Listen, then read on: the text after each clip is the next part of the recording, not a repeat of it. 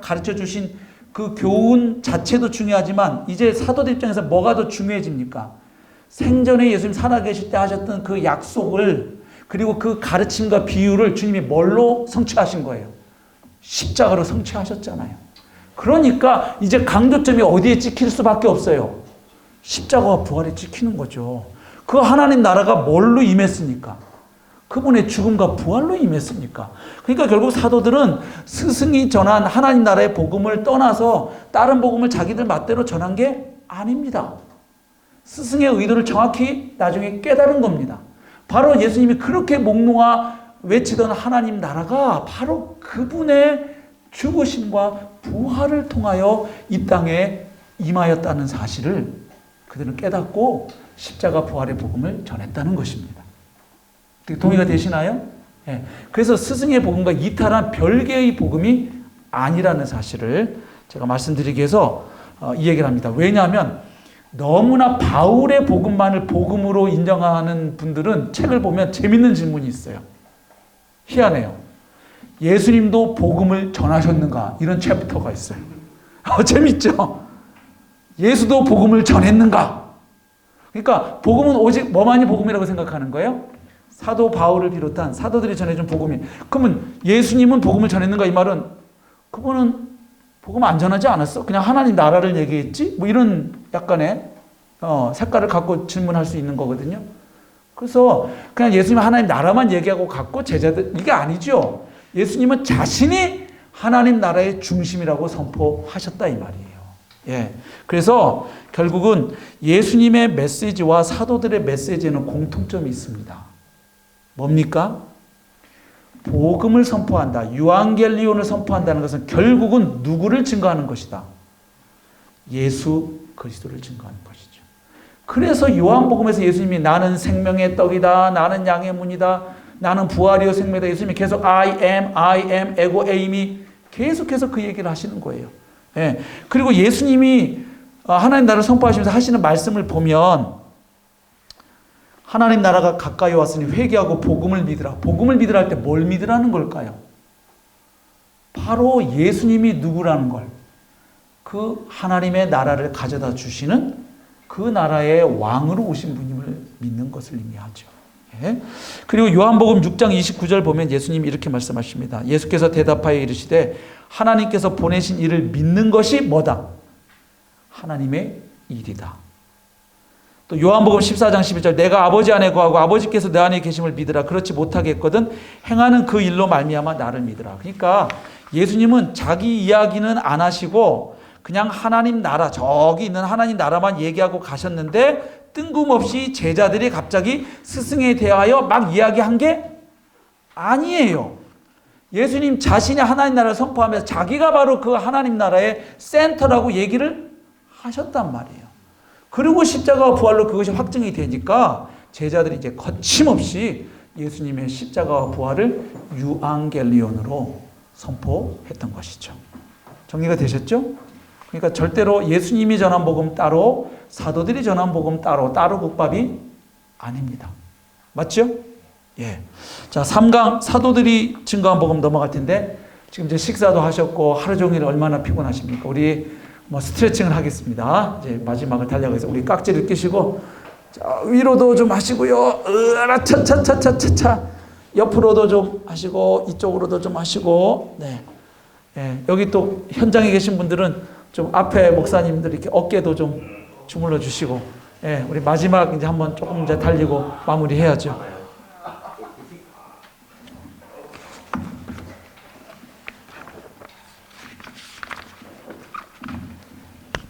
자, 그러면 이제 이런 예수님이 선포하신 복음의 연장선상에서 이제 우리에게 정말 친숙한 사도들이 공통적으로 전했던 그 사도적 복음, 교회의 토대가 된 그 복음을 이제 살펴보죠. 1번 보십시오. 사도들이 공통적으로 전한 복음, 즉 사도적 복음이라고 하는데 이것이 가장 잘 나타나 있는 본문은 어디에 있을까요? 고린도 전서 15장 1절부터 8절에 기록되어 있죠. 자, 거기 15장 1절 보면 형제들아 내가 너희에게 전한 복음을 너희에게 알게 하노니. 바울은 끊임없이 교회에 문제가 생기면 항상 어디로 돌아갑니까? 또다시 복음으로 돌아갑니다. 그리고 이미 복음을 받아들인 로마 교회 성도들에게도 내가 가서 너희에게도 뭘 전하기를 원하노라. 복음 전하기를 원하노라. 로마서 1장 15절에서 그렇게 얘기하죠. 자, 내가 너희에게 이미 전했던 그 복음 다시 너희에게 생각나게 한다. 왜? 고린도 교회 성도들이 또다시 복음에서 이탈해서 자꾸 다른 쪽으로 가고 있으니까요. 십자가에 나타난 하나님의 지혜를 가볍게 여기고 헬라의 철학과 지혜를 막 쫓아가기 시작하고 서로 자랑하고 분파를 만들어서 파당을 이루어서 싸우니까 지금 바울이 그리고 또 부활을 부정하는 자들이 나오기 시작했고요. 내가 너희에게 전한 복음을 너희에게 알게 하노니 이는 너희가 받은 것이요 또 그 가운데 선 것이라. 2절 너희가 만일 내가 전한 그 말을 굳게 지키고 즉 그 복음을 굳게 지키고 헛되이 믿지 아니하였으면 그로 말미암아 구원을 받으리라. 그리고 이제 중요한 게 3절과 4절, 5절이죠. 보십시오. 바울의 복음의 특징 두 가지가 있는데 이거 신약에서 배우셨을 거예요. 하나는 바울 신학의 중요한 특징 하나는 계시죠. 계시성. 갈라디아에서 얘기하죠. 내 복음은 내가 사람들한테 배우고 뭐 이렇게 한 게 아니다. 내가 부활하신 주님으로부터 직접 계시받은 것이다. 그 계시성이거든요. 그런데 그게 다가 아니에요. 바울 신학의 또 한 축은 전승성이 있어요. 여기 보면 내가 받은 것을 먼저 너희에게 전하였노니 여기 받았다, 전했다 이거 유대사에서 굉장히 그 의미심장한 표현인 거 아시죠? 이건 전승과 관련된 아주 중요한 표현이에요.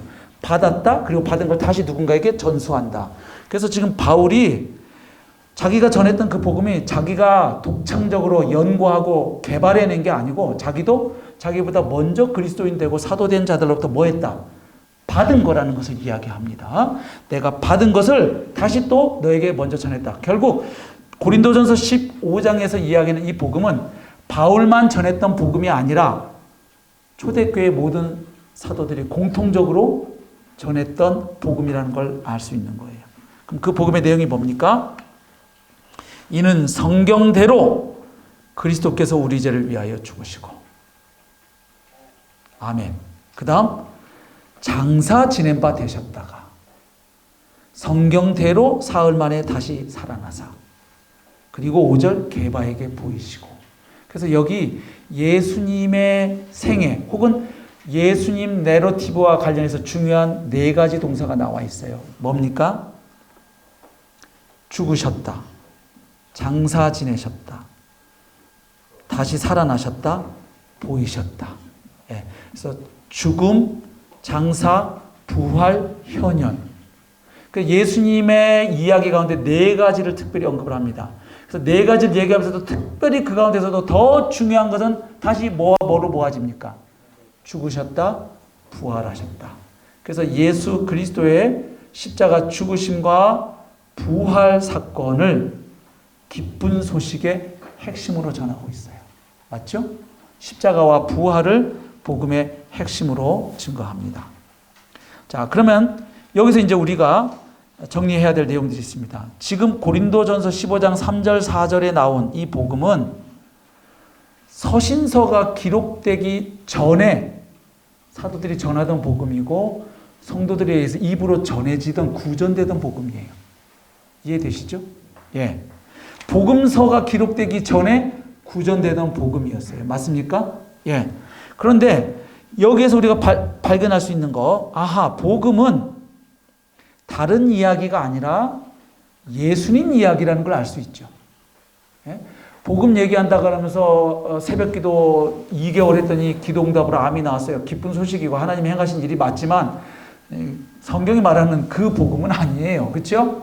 복음은 예수님이 빠지면 복음이 아니에요. 맞습니까? 예. 복음은 예수 이야기인데 그 예수님 이야기 중에서 예수님의 생애 가운데 일어났던 어떤 특별한 핵심 사건에 대한 이야기로 소개하고 있어요. 맞죠? 그래서 죽으심, 장사, 부활, 현현 특별히 네 가지가 언급이 되었었어요.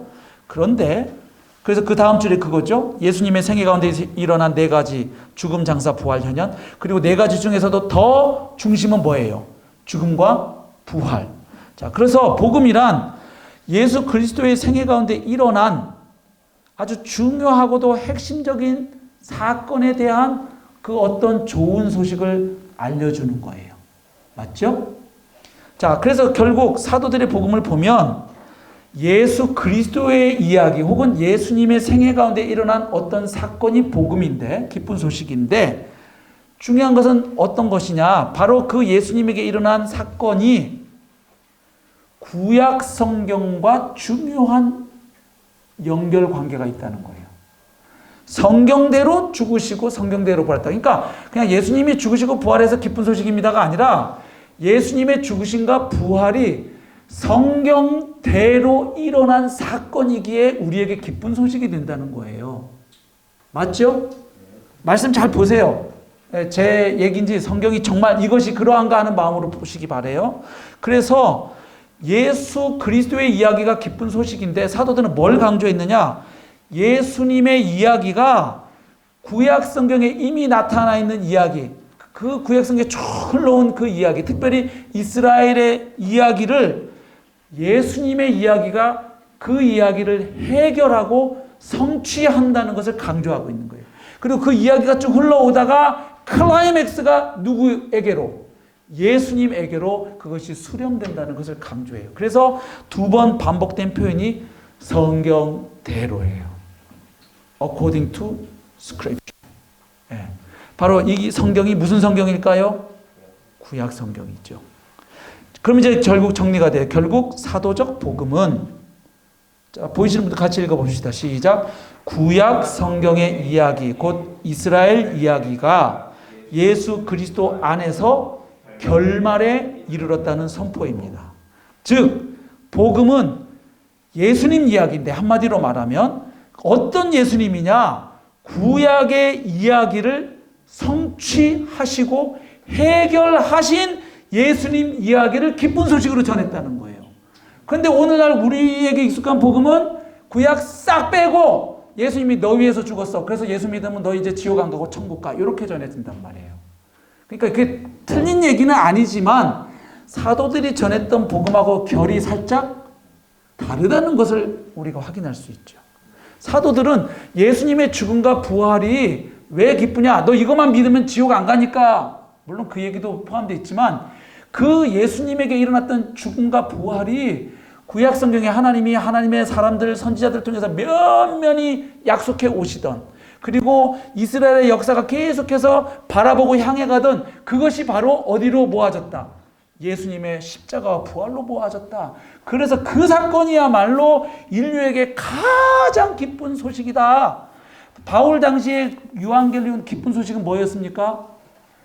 그레코 로만 세계에서 복음은요, 두 가지 특별히 있었어요. 뭐예요? 전쟁에서 이겼다는, 승전했다는 소식하고요, 황제가 새로 태어났거나 황제가 왕의 자리에 즉위했다는 게 기쁜 소식이에요. 그러나 바울은 그런 배경하에서 얘기하는 거예요. 로마의 카이사르가 복된 소식이 아니고 십자가에 죽으시고 부활하신 예수가 주님이시라는 것이 기쁜 소식이다. 예. 바로 그 얘기를 하고 있는 것이죠. 예. 자, 그래서 결국은 구약 성경의 이야기를 성취하시는 메시아요, 또한 주님이신 예수님 이야기를 기쁜 소식으로 전했습니다. 그러면 우리가 여기서 확인할 게 하나 있죠. 과연 그러면 오늘날 교회에서 예수님의 복음이 전해질 때 예수님의 삶과 사역과 죽음이, 그리고 그분의 부활이 구약 성경의 이야기를 어떻게 성취하셨는지 설명되나요? 그리고 그것을 성취하신 것이 왜 이스라엘 사람이 아닌 나에게까지, 천하 모든 만민에게 기쁜 소식인 게 선포가 되나요? 안 되잖아요. 그냥 너 죄이냐? 그래서 오늘 죽으면 지옥 가. 근데 예수님이 널 위해서 죽으셨거든? 그 예수님 믿으면 너 오늘 죽어도 천국 가. 여기서 틀린 이야기는 하나도 없어요. 다 진리예요. 성경이 말하는 복음 맞아요. 제가 그 복음 아니라는 얘기하는 거 절대 아니에요. 근데 사도들이 전했던 복음하고 살짝 온도차나 결의 차이가 있습니까? 없습니까? 있지요. 예.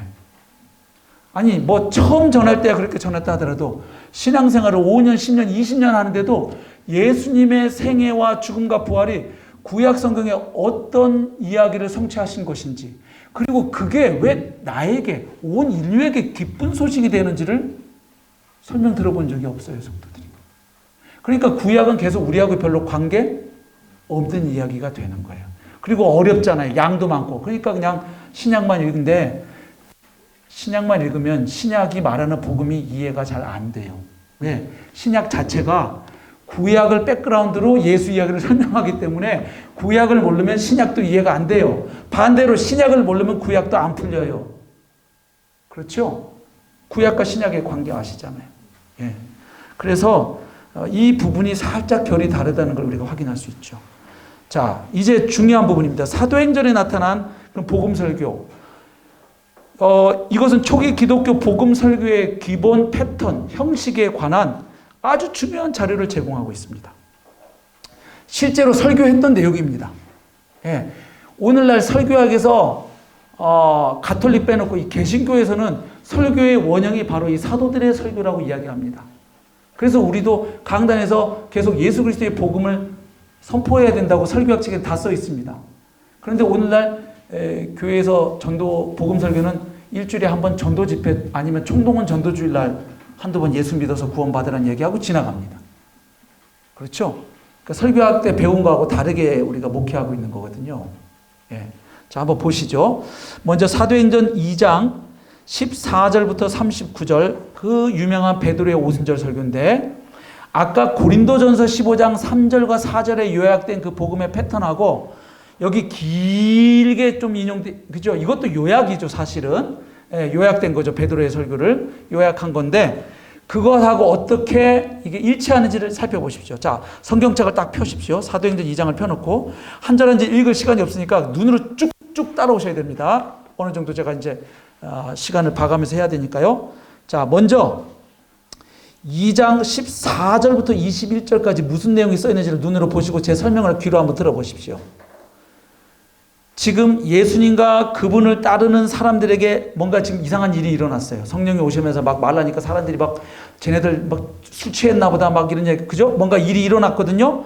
그 일을 설명하기 위해서 베드로가 무슨 이야기로부터 시작을 합니까? 구약 성경 요엘 이야기를 꺼냅니다. 맞습니까?